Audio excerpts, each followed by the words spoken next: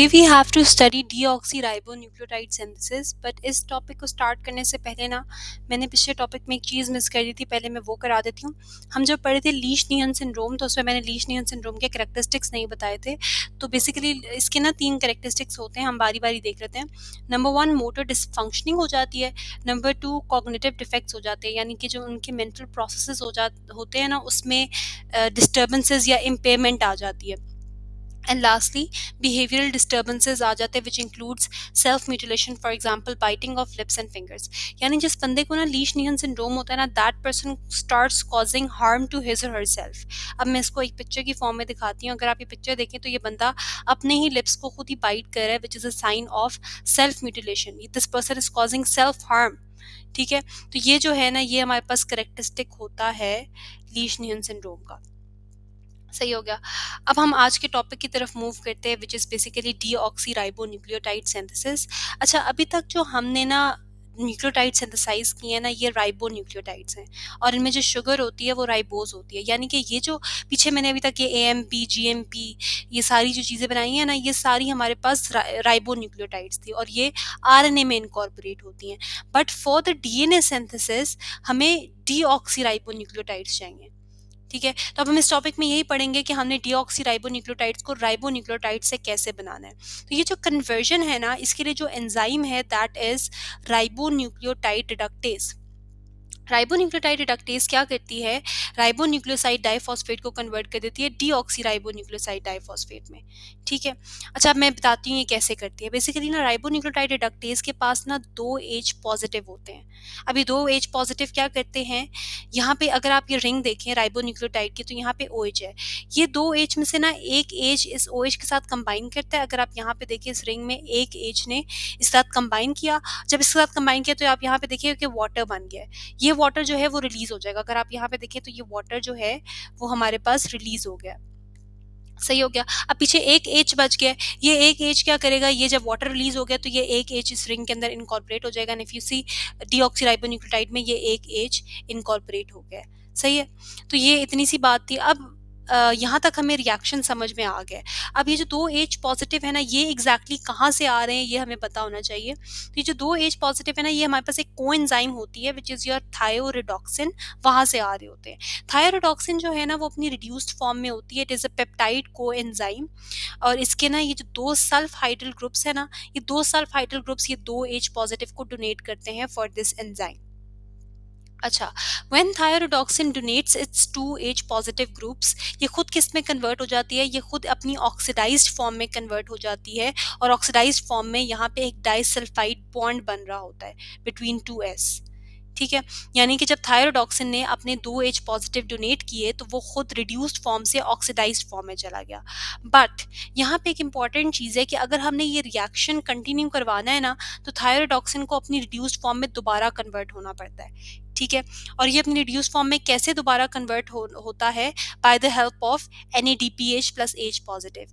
ये क्या करता है, ये रिड्यूसिंग इक्विवेलेंट्स प्रोवाइड करता है, जिसकी वजह से थायरोडॉक्सिन अपनी ऑक्सीडाइज्ड फॉर्म से दोबारा रिड्यूस्ड फॉर्म में कन्वर्ट हो जाता है, और NADPH is converted into NADP positive. ठीक है, ये रिड्यूसिंग इक्विवेलेंट्स प्रोवाइड करता है बेसिकली।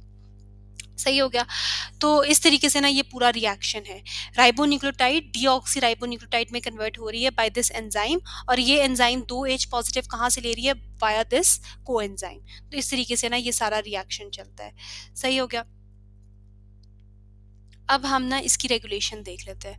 अच्छा, रेगुलेशन ना देखने के लिए हमने पता है एक ही एंजाइम हमने यहाँ पे पढ़ी है, which is your ribonucleotide reductase, तो उसी की रेगुलेशन भी हमें पता होनी चाहिए। तो रेगुलेशन देखने से पहले ना first of all you should know कि ये जो एंजाइम है ना, it is a dimer and it has 2 non identical सब यूनिट्स। अब इसके 2 नॉन आइडेंटिकल सब यूनिट्स कौन से होते हैं, one is R1, other is R2। सही हो गया। अभी जो R1 इसका सब यूनिट होता है ना, दैट इज द लार्जर सब unit and that is a specific सब यूनिट। स्पेसिफिक इस सेंस में कि इसी ने ना ये जो मेन रिडक्शन हम कह रहे हैं ना, कि ये जो राइबोन्यूक्लियोटाइड्स डीऑक्सी राइबोन्यूक्लियोटाइड्स में कन्वर्ट हो रही है, यही R1 सब यूनिट करवा रहा है।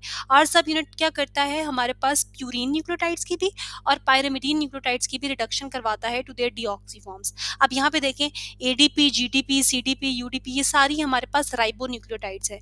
इनको डीऑक्सी न्यूक्लियोटाइड में कन्वर्ट कर रहा है ये R1। तो फिर R2 का क्या मकसद है? R2 का ये होता है कि R2 जो है ना वो R1 को ही हेल्प आउट करता है, इसकी कैटालिसिस में हेल्प आउट करता है। How? Basically this R2 contains a stable tyrosyl radical, और ये स्टेबल टायरोसाइल रेडिकल जो है ना इस R1 को हेल्प आउट करता है। दैट्स इट, यही इसका यूज है। अच्छा, अब आप यहाँ पे देखें तो यहाँ पे मैंने लिखा है कि जो राइबोन्यूक्लियोटाइड रिडक्टेज है ना, it maintains a balanced supply of deoxy ribonucleotides. यानी ये एक बैलेंस सप्लाई मेंटेन करता है कि हमारे पास कितनी बन रही हैं डीऑक्सी राइबोन्यूक्लियोटाइड्स। और ये कैसे करता है, इसके लिए हमने कुछ रेगुलेशन देखनी है। तो रेगुलेशन अगर हम देखें तो ये जो R1 है, R1 R2 का यहीं पे खत्म हो गया। R1 को अगर हम फर्दर देखें ना तो R1 has two sides. R1 has an activity site and a substrate specific site. पहले हम एक्टिविटी साइट को देखते हैं।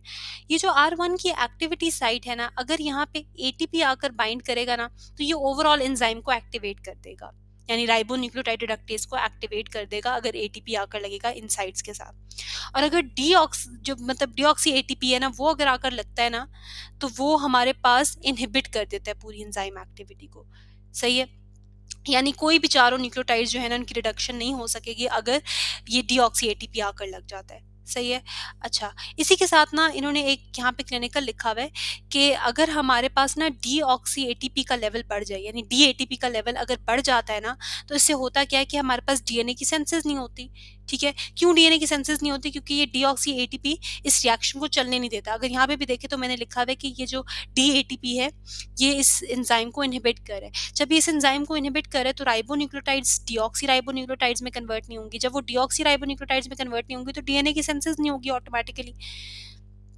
सही है, इसकी वजह से फिर हमारे पास इस डेफिशिएंसी को हम लोग नाम दे देंगे एडिनोसिन डीअमाइनेज डेफिशिएंसी। तो इसके बारे में बस आपको ये बताना चाहिए। इसके साथ ही ना R1 has some substrate specific sites as well.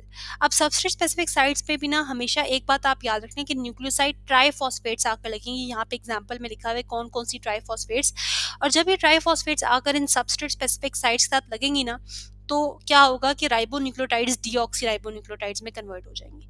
अब उन्होंने यहाँ पे एग्जांपल दी हुई है कि अगर for example deoxy thymidine triphosphate आकर लगता है ना इन सबस्ट्रेट स्पेसिफिक साइट पे तो एक ऐसा कन्फर्मेशनल चेंज होगा जिससे ribonucleotide which is GDP will be converted into deoxy ribonucleotide which is DGDP। ठीक है, तो ये कन्वर्जन होती है यहाँ पे। सही है, अब यहाँ पे ना मैं आपको बुक से भी दिखा देती हूँ एक डायग्राम की फॉर्म में। एक डायग्राम थी, यस दिस।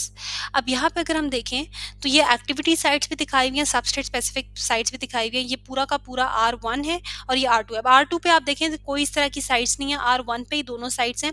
अब एक्टिविटी साइट्स में इट्स रिटन के ATP जो है वो एंजाइम को एक्टिवेट कर रहा है, अगर DATP लगेगा तो एंजाइम को इनहिबिट कर देगा। ठीक है, यहाँ पे ये हैं एक्टिविटी साइट्स। ठीक है, और अगर हम ऊपर देखें तो these are your substrate sites, substrate specific sites, जिसमें हमारे पास कोई भी न्यूक्लियोसाइड ट्राइफॉस्फेट आकर लगेगी और वो हमारे पास कन्वर्जन करवा देगी राइबोन्यूक्लियोटाइड्स की इनटू डीऑक्सी राइबोन्यूक्लियोटाइड्स। ठीक है, अब इस टॉपिक के ना एंड पे there is one more thing कि जो हमारे पास ना हाइड्रोक्सी यूरिया होता है।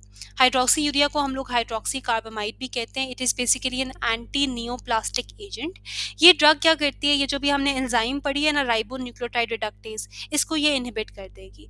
अगर इसको इनहिबिट कर देगी तो सेम वही चीज़ होगी जो मैंने भी पीछे बताई थी कि राइबोन्यूक्लियोटाइड डीऑक्सी राइबोन्यूक्लियोटाइड्स में कन्वर्ट नहीं होंगी। जब ये कन्वर्जन नहीं होगी हमारे पास तो फिर ऑब्वियसली DNA की सेंसेस के लिए हमारे पास सबस्ट्रेट्स नहीं आएंगे, डीऑक्सी राइबोन्यूक्लियोटाइड्स ही नहीं आएंगी तो DNA की सेंसेस नहीं होगी। जब DNA की सेंसेस नहीं होगी तो ये हमारे लिए हेल्पफुल होगा। कैसे कि कैंसर में ना DNA फॉरन से रेप्लिकेट कर रहा होता है, तो अब अगर DNA बनेगा ही नहीं तो रेप्लिकेशन भी नहीं होगी और कैंसर विल नॉट प्रोलिफरेट। ठीक है, तो कैंसर की ट्रीटमेंट में and number 2 sickle cell anaemia की ट्रीटमेंट में हम ये हाइड्रोक्सी यूरिया देते हैं। ठीक है, तो this was all about deoxy ribonucleotide synthesis.